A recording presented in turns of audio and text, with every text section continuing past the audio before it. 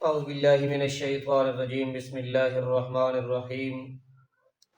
إن الذين آمنوا والذين هاجروا وجاهدوا في سبيل الله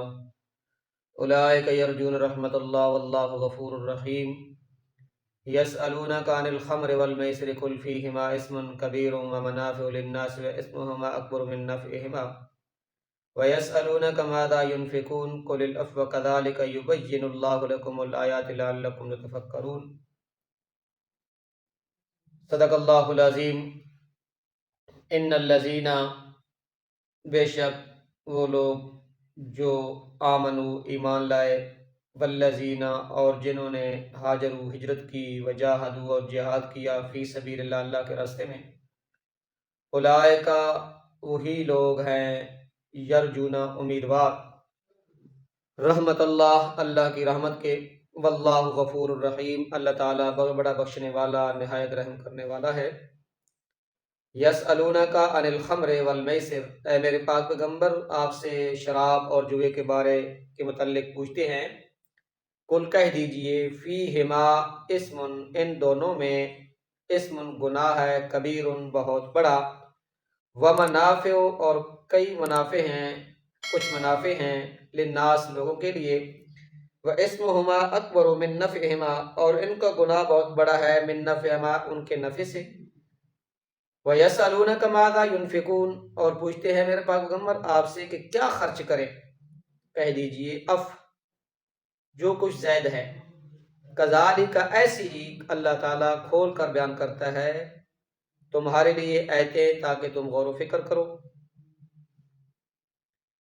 ان الذین آمنوا والذین ہاجروا وجاہدوا فی سبیل اللہ رب تعالیٰ فرماتے ہیں کہ جو لوگ ایمان لائے اپنے دین توحید کی خاطر اپنے ایمان کی حفاظت کے لیے انہوں نے اللہ کی راہ میں ہجرت کی وجاہدوا فی سبیل اللہ پھر اللہ کے دین اور توحید کی سر بلندی کے لیے انہوں نے کفار سے جہاد بھی کیا اولئک یرجون رحمت اللہ یہی رب تعالیٰ فرماتے ہیں کہ یہی لوگ میری رحمت کے کیا ہیں امیدوار ہیں اللہ تعالیٰ بڑا بخشنے والا اور نہایت رحم والا ہے یسألونک عن الخمر والمیسر اے میرے پاک پیغمبر یہ آپ سے شراب اور جوئے کے بارے میں سوال کرتے ہیں خمر شراب ہر نشاور چیز کو کہا جاتا ہے جس سے عقل دے وچ فطور آ ونجے عقل ٹھکانے نہ رہے چاہے اس جس چیز کو بھی تیار کیتا ونجے یا اس دا کوئی نام ہی دتا ونجے والمیسر اور جوئے دے بارے جوئے تو ہر قسم کی وہ مراد ہے یعنی لاٹری وغیرہ گھوڑے نے دوڑاون تے جیڑی بازی لائی وینی ککڑا دے بڑھاون تے جیڑی بازی لائی وینی بٹیر دے بڑھاون دے تتر دے بٹیر دے جیڑی بازی لائی وینی وہ سب دے سب کے وے جوئے دے اندر داخل ہیں یہ ساری چیزیں کیون حرام ہیں جس وقت انہوں نے اللہ دے پاک پیغمبر کو جوئے اور شراب کے بارے میں سوال کیتا تو رب نے فرمایا کل اے میرے پاک پیغمبر انہوں آ دیو فیہما اسم کبیر انہوں تو ہاں اندر کے بہت بڑا گناہ ہے ومنافع للناس گناہ تو بعد اس دے اندر لوگوں واسطے نفع بھی ہے جس طرح شراب ہے شراب لذت اور سرور تو علاوہ انسان دے جسم نو اس نال تقویت بھی پہنچنی ہے جس طرح جو ہے محنت مشقت کیتی تو بغیر بہت سارا مال اس دے ہاتھ چ آ گیا تا ایک گناہ دے نال نال ایک لوگوں واسطے کیول نفع بھی ہے لیکن رب نے فرمایا وا اسمہما اکبر من نفعہما ان دونوں دا گناہ جڑا ہے وہ بڑا گناہ ہے لوگوں نے نفع دے ان دونوں دے نفع سے رب نے فرمایا کہ دین و دنیا دے نفع نو مد نظر نہ رکھو دنیا دے نفع نو یا تقویت نو مد نظر نہ رکھو آخرت نو مد نظر رکھو اور اس نفع نو مد نظر رکھ کے تم آخرت نو برباد نہ کرو دین نو برباد نہ کرو۔ پھر انہوں نے سوال کیا وَيَسْأَلُونَكَ مَاذَا يُنْفِقُونَ، اے میرے پاک پیغمبر آپ سے سوال کرتے ہیں کہ کیا خرچ کریں؟ تو رب نے فرمایا قُلِ الْعَفْوَ، جو زائد چیز ہے نا وہ خرچ کرو۔ منفق کے بارے میں سوال کیا گیا کہ کیا خرچ کریں، پیچھے مصارف نہ بیان ہو چکا۔ قُلْ مَا أَنفَقْتُم مِّن خَيْرٍ فَلِلْوَالِدَيْنِ وَالْأَقْرَبِينَ، جس وقت سوال کیا کہ کیا خرچ کریں تو رب نے فرمایا خرچ کرو مال سے۔ مصارف کے بیان کیتے ہیں، رب نے چاہا جو خرچ کرو، کتنا خرچ کریں، کیا خرچ کریں، رب نے چاہا اس کام کو چھوڑو، خواہ تھوڑا ہو زیادہ ہو جو بھی ہو، لیکن خرچ مصارف پہ کرو۔ کہاں پہ کرو؟ مصارف پہ کرو۔ فَلِلْوَالِدَيْنِ وَالْأَقْرَبِينَ، رب نے مصارف بیان کر دیں والدین کے اوپر، قریبی رشتہ داروں کے اوپر، یتامہ، مساکین اور مسافروں کے اوپر۔ رب نے فرمایا کہ پیچھے رب نے مصارف بیان کر دیے، جو بھی خرچ کرو خواہ تھوڑا ہو زیادہ ہو خرچ کرنا ہے۔ اگر رب نے مصارف بیان کی تھی ان کے اوپر خرچ کرنا ہے، تو اس جگہ پہ رب نے فرمایا کہ قُلِ الْعَفْوَ، جو آپ سے زائد ہے، ضرورت سے زائد ہے، وہ چیز خرچ کرو۔ كَذَلِكَ يُبَيِّنُ اللَّهُ لَكُمُ الْآيَاتِ لَعَلَّكُمْ تَتَفَكَّرُونَ، اللہ رب العزت جس طرح باقی احکام کھول کر بیان کرتے ہیں، اسی طرح اللہ رب العزت نے ان احکام کو بھی کھول کر بیان کیا۔ کیوں؟ لَعَلَّكُمْ تَتَفَكَّرُونَ، تاکہ تم کیا کرو، اس کے اندر غور و فکر کرو۔ پھر دنیا والآخرہ، دنیا اور آخرت کے بارے میں کہ کیا خرچ کریں، کتنا خرچ کریں، اس گل نو چھوڑو، اللہ کی رضا کے لیے خرچ کرو، اور آخرت کے امور جس طرح رب تعالیٰ باقی احکام کھول بیان کرتے ہیں، اس طرح دنیا اور آخرت کے بھی احکام کو کیا کرتا ہے، کھول کر بیان کرتا ہے۔ وَيَسْأَلُونَكَ عَنِ الْيَتَامَى، سوال کیا گیا یتیموں کے بارے میں، تو قُلْ إِصْلَاحٌ لَهُمْ خَيْرٌ،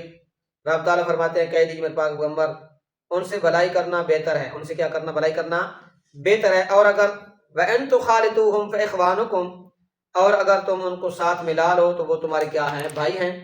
وَاللَّهُ يَعْلَمُ الْمُفْسِدَ، اللہ تعالیٰ تو خوب جانتا ہے کہ کون فساد کرنے والا اور کون خرابی پیدا کرتا ہے، اور من المصلح، اور کون اصلاح کرنے والا ہے۔ وَلَوْ شَاءَ اللَّهُ، اگر اللہ تعالیٰ چاہتا تو تکلیف میں ڈالتا تم کو، لیکن اللہ تعالیٰ غالب اور حکمت والا ہے۔ اس آیت کے اندر اللہ رب العزت نے ایک مسئلہ بیان کیتا ہے کہ انہوں لوگوں نے سوال کیتا آپ صلی اللہ علیہ وسلم کو یتیماں کے بارے میں، تو رب نے فرمایا کہ انہوں دی اصلاح کے بھی بہتر ہے۔ تو صحابہ کرام رضی اللہ تعالی عنہ دی کفالت جدو یتامہ مساکین آئے، تو انہوں نے خدشہ پیدا کیا کہ اگر جو یتیموں کے مال کھانے کی وعید آئی ہے کہ وہ پیٹوں میں کیا بھر رہے ہیں، آگ بھر رہے ہیں، جو یتیموں کے ان الذین یاکلون اموال الیتامی ظلما انما یاکلون فی بطونہم نارا، کہ جو یتیموں کا مال کھاتا ہے وہ پیٹ میں کیا بھر رہا ہے، آگ بھر رہا ہے۔ تو صحابہ کرام رضی اللہ تعالی عنہ نے آپ صلی اللہ علیہ وسلم کو سوال کیا، یا رسول اللہ ان کے مال کو کیا کریں، علیحدہ رکھیں؟ تو بعض دفعہ ایسا ہوتا کہ یتیم دا کھانا تیار کیتا ویندا، پھر اس نو پیش کیتا ویندا، تو کچھ کھانا جڑا بچ ویندا ہے وہ دوسرے ٹائم اس نو پیش کیتا ویندا ہے، بعض دفعہ ان کھانا خراب تھی ویندا ہے۔ تو صحابہ نے دل وچ خدشہ پیدا ہوا، اللہ رب العزت نے آیت نازل کر دیتی کہ ہاں انہاں دی اصلاح بہتر ہے، کہ کرو اصلاح، انہاں دے او کام کرو جس دے اندر کیا ہوئے، انہاں دی کی ہوئے، بہتری ہوئے۔ وَإِن تُخَالِطُوهُمْ فَإِخْوَانُكُمْ، اگر تسی تھوڑا بہت انہاں دا مال ملا لو اپنے نال، کیونکہ بھائی وہ تو کیا ہے، آپ کے بھائی ہیں، تو جس طرح ایک بھائی دوسرے بھائی کے سے تھوڑا بہت ایک دن دو دن کھا لیتا ہے، یا دوسرا بھائی اس کے دن گھر سے کھا لیتا ہے، تو کوئی مسئلہ وغیرہ نہیں ہے۔ تو رب نے فرمایا کہ اگر اس طرح کا معاملہ ہو جائے کہ تم ایک دن ان کو کھلا دو، ان کا کھانا بچے ہوا کھانا تم کھا لو، اور ان کو دوسرے دن کھلا دو، دوسرے ٹائم کھلا دو، تو اس رب نے فرمایا کہ وہ تمہارے کیا ہیں، بھائی ہیں۔ تو اللہ تعالیٰ خوب جانتا ہے کہ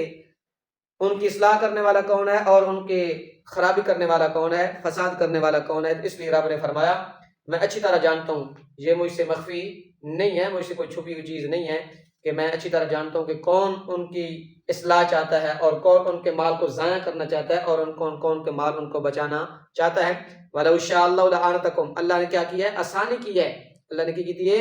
آسانی کی ہے کہ اللہ رب العزت نے ایک تکلیف ایک سڑکوں کے چھوڑیے اٹھا چھوڑیے، اگر اس طرح اللہ نہ چاہتا تو اس کا کیا ہے مسلمانوں واسطے بڑا کیا ہے مشکل ہے۔ اس واسطے رب نے فرمایا کہ ایک تسی آپ دے اندر مال کی کر سکتے ہو، ملا سکتے ہو۔ ان اللہ عزیز حکیم، اللہ تعالی غالب اور حکمت والا ہے۔ ولا تنكحوا المشركات حتى يؤمنن ولا أمة مؤمنة خير من مشركة ولو أعجبتكم ولا تنكحوا المشركين حتى يؤمنوا ولا عبد مؤمن خير من مشرك ولو أعجبكم أولئك يدعون إلى النار والله يدعو إلى الجنة والمغفرة بإذنه ويبين آياته للناس لعلهم يتذكرون۔ ولا تنكحوا المشركات، اور نہ نکاح کرو مشرک عورتوں سے جب تک وہ ایمان نہ لائیں۔ ولا أمة، البتہ کنیز لونڈی مومنہ، خیر بہتر ہے ہم مشرکین شرک کرنے والی سے۔ ولو آجبتکم، گویا کہ وہ تمہاری بھلی لگے، اور نہ نکاح کرو مشرک مردوں سے یہاں تک کہ وہ ایمان لے آئیں۔ اور البتہ مومن غلام بہتر ہے مشرک سے، اگرچہ وہ تمہیں اچھا ہی لگے، کیونکہ وہ بلاتے ہیں دوزخ کی طرف، اللہ بلاتا ہے جنت اور مغفرت کی طرف اپنے حکم سے۔ اور اللہ تعالیٰ کھول کر بیان کرتا ہے آیتیں لوگوں کے لیے تاکہ وہ کیا کریں، اس سے نصیحت حاصل کریں۔ تو رب تعالیٰ فرماتے ہیں کہ مشرک جو ہے نا مرد، ایک طرف مال ہے، دولت ہے، حسن و جمال ہے، دوسری طرف مشرکہ ہے، تو رب نے فرمایا کہ وہ حسن و جمال اور مال و دولت کو نہ دیکھو، مشرک کے ساتھ نکاح نہ کرو یہاں تک کہ غلام لونڈی ہو، کیا ہو؟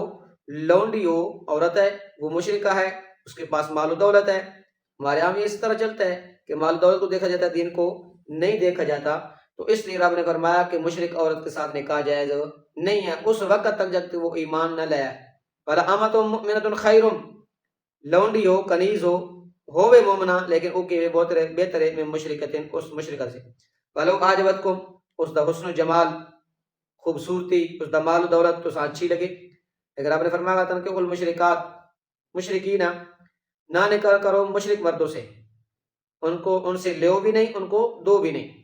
حتیٰ یؤمنوا، یہاں تک کہ وہ ایمان لے آئیں۔ البتہ مومن غلام بہتر ہے مشرک مرد سے، ہووے مومن، ہووے غریب،